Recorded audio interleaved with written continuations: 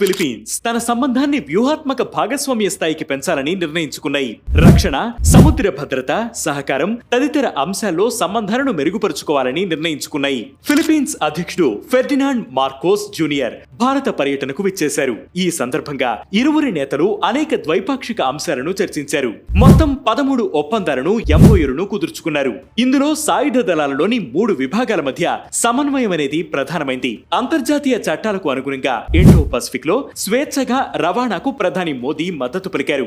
Bharat Philippines బంధానికి 7 దశాబ్దాల చరిత్ర ఉంది. రెండు దేశాలు స్వాతంత్ర్యం సాధించిన అనంతరం 1949 నవంబర్ 26వ తేదీన దౌత్య సంబంధాలకు శ్రీకారం చుట్టాయి. ప్రాంతీయ అభివృద్ధి లక్ష్యంగా అవి కొనసాగుతూ వచ్చాయి. ఇండో పసిఫిక్ పరిధిలో శాంతి, స్థిరత్వాలకు భంగం కలగకుండా చూడడానికి రెండు దేశాలు ప్రయత్నిస్తున్నాయి. భారత్ 1992లో చేపట్టిన లుక్ ఈస్ట్ పాలసీ, 2014లో చేపట్టిన యూక్ ఈస్ట్ పాలసీల ద్వారా ఫిలిప్పీన్స్ తో సంబంధాలకు ప్రాధాన్యం ఏర్పడింది. ఏసియా కేంద్రంగా మారిటైమ్ సెక్యూరిటీ, రీజనల్ కోఆపరేషన్ వంటి అంశాల్లో ముందుకు వెళ్తున్నారు. ప్రస్తుతం Philippines Asian Indian dialogue relations కి కంట్రీ కోఆర్డినేటర్ గా వ్యవహరిస్తోంది. అలాగే అంతర్జాతీయ వేదికలపైన భారత్ కు మద్దతుగా నిలబడుతోంది. ఐక్యరాజ్య సమితిలో శాశ్వత సభ్యత్వం కోసం, అలాగే ఐక్యరాజ్య సమితిలో సంస్కరణలకు G4 దేశాల ప్రతిపాదనలకు మద్దతు పలికింది. మరోవైపు ఫిలిప్పీన్స్ 2027-28లో నాన్ పర్మనెంట్ మెంబర్ కావడానికి భారత్ మద్దతు ఇస్తోంది. అలాగే అనేక సందర్భాల్లో భారత్ మానవతా సహకారాన్ని అందిస్తూ వస్తోంది. 2020లో కోవిడ్ సందర్భంగా ఫిలిప్పీన్స్ లో ఉన్న భారత కమ్యూనిటీ ఇండియన్ ఎంబసీ సహకారంతో 2,50,000 ఫేస్ మాస్కులు ఫిలిప్పీన్స్ ప్రభుత్వానికి అందించింది. మారిటైమ్ ఎమర్జెన్సీ సమయంలో కూడా భారత్ తన సహకారాన్ని అందజేస్తూ వస్తోంది. రెండు దేశాల వాణిజ్య సంబంధాల్లోనూ ఇటీవల పురోగతి కనిపించింది. డిపార్ట్మెంట్ ఆఫ్ కామర్స్ అంచనాల మేరకు 2020-2021లో $2.03 బిలియన్ ఉన్న వాణిజ్యం 2023-2024 నాటికి $3.53 బిలియన్ చేరింది. వాణిజ్య బంధాలను కొనసాగించడం పైన రెండు దేశాలు ఆసక్తి చూపుతున్నాయి. ఇండియా ఎగుమతి చేస్తున్న వస్తువుల్లో ప్రధానంగా ఇంజనీరింగ్ గూడ్స్, ఆటోమొబైల్ విడిభాగాలు, బియ్యం, ఎలక్ట్రానిక్ ఐటమ్స్, పెట్రోలియం ఉత్పత్తులు, కెమికల్స్ ఉన్నాయి.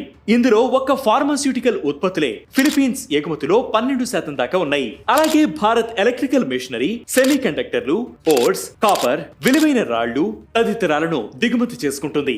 ఇంతకు ముందు 2024 అక్టోబర్లో ప్రధాని నరేంద్ర మోదీ, ఫిలిప్పీన్స్ అధ్యక్షుడు ఫెర్డినాండ్ మార్కోస్ జూనియర్లు లావోస్ రాజధాని వియెంటియాన్ లో సమావేశమయ్యారు. ఈ మధ్య భారత్ ఫిలిప్పీన్స్ సౌత్ చైనా సీలో జాయింట్ పెట్రోలింగ్ నిర్వహించాయి. ఈ అంశాలపైన చైనా అభ్యంతరాలు వ్యక్తం చేసింది. భారత్ ఫిలిప్పీన్స్ సంయుక్త ప్రకటనలో ఈ అంశాన్ని ప్రస్తావించాయి. ఈ విషయంలో సభ్య దేశాలు సమన్వయంతో వ్యవహరించాలని కీలకమైన మైలురాయిగా చెప్పుకునే 2016 నాటి ఆర్బిటల్ అవార్డుకు అనుగుణంగా వివాదాలను ప్రశాంతంగా నిర్మాణాత్మక పరిస్థితిలో పరిష్కరించుకోవాలని భావించాయి. భారత్ మొదటిసారిగా ఈ నిబంధనలను పాటించాలని 2023లో చైనాను కోరింది. ఒక ఏడాది తర్వాత ఇదే అంశంపైన క్వాడ్ సదస్సు సందర్భంగా చేసిన సంయుక్త ప్రకటనలోనూ పేర్కొంది. రెండు దేశాలు వాణిజ్య ఒప్పందానికి అవసరమైన నియమ నిబంధనలను ఖరారు చేసుకున్నాయి. 2025-29 సంవత్సరాల వ్యూహాత్మక భాగస్వామ్యానికి కార్యాచరణ రూపొందించుకున్నారు. ఒక ఏడాది పాటు ఫిలిపినో జాతీయులకు ఈ టూరిస్ట్ వీసా అందజేసేందుకు భారత్ అంగీకరించింది. భారత్ నుంచి మరిన్ని రక్షణ ఆయుధాలు కొనుగోలు చేయడానికి మనీలా ఆసక్తి చూపింది. బ్రహ్మోస్ క్షిపణులను ఇప్పటికే అది కొంటోంది. అలాగే 3 భారత్ నేవీ షిప్లు మొట్టమొదటిసారిగా ఫిలిప్పీన్స్ లో నౌకా విన్యాసాల్లో పాల్గొంటున్నాయి. ఇందులో ఇండియన్ హైడ్రోగ్రఫీ షిప్ కూడా ఉంది. పహల్గామ్ తీవ్రవాద దాడులను ఖండించినందుకు ప్రధాని ఫిలిప్పీన్స్ అధ్యక్షుడికి ధన్యవాదాలు తెలిపారు. అలాగే దక్షిణ చైనా సముద్రంలో సవాళ్లు ఎదురవుతున్న నేపథ్యంలో రక్షణ, భద్రత వ్యవహారాల్లో భారత్, జపాన్లతో సంబంధాలు ఏర్పరచుకున్నందుకు ధన్యవాదాలు తెలిపారు. రెండు దేశాలు ఎంపిక ద్వారా స్నేహితులయ్యాయి. విధి వారిని భాగస్వామ్యులను చేసిందని భారత్ ఫిలిప్పీన్స్ సంబంధాల గురించి మోదీ వ్యాఖ్యానించారు.